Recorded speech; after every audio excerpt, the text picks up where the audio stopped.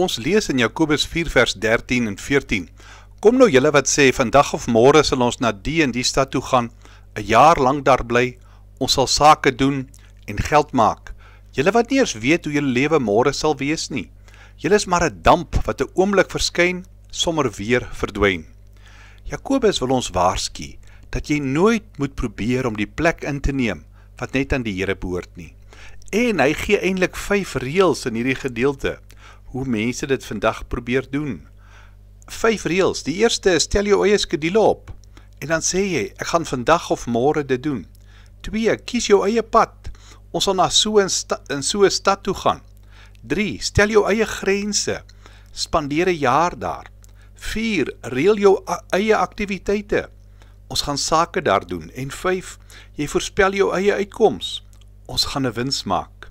Die probleem met die reëls is dat hy God is en ons nie. Daar is net plek vir een op die troon van jou lewe. Ons vind 'n soortgelyke voorval as ons lees in 1 Konings 22 vers 5 waar die koning van Israel vir koning Josafat van Juda vra om te help om teen die Arameërs te gaan veg. Nou koning Josafat was onmiddellik bereid, maar hy vra dat die Here eers geraadpleeg moet word voordat hulle enigiets doen. En Jakobus wil hierna toe teruggryp. Hy wil vir ons wys dat jy nie die beheer van jou lewe in jou hande het nie. Dat jy elke dag moet stil raak voor die Here voordat jy jou eie kop volg. Dat jy met hom moet praat, die beginsels van sy woord moet toepas. Op hierdie manier sal jy sy seënende teenwoordigheid in jou lewe ervaar. In die groot stad Colombo in Sri Lanka is daar 'n enorme standbeeld van die slapende Boeddha. Hy is in 'n lêende posisie. Die gebuitelde gesig is kalm, die oë is toe, die kop rus in een hand.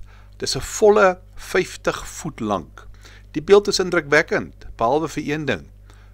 Die Boeddha slaap, terwyl die wêreld by hom verbygaan. Hy gee geen aandag aan die wat hom wil vereer nie. Hoe kan hy? Die hy is dis 'n ding, dis nie 'n persoon nie.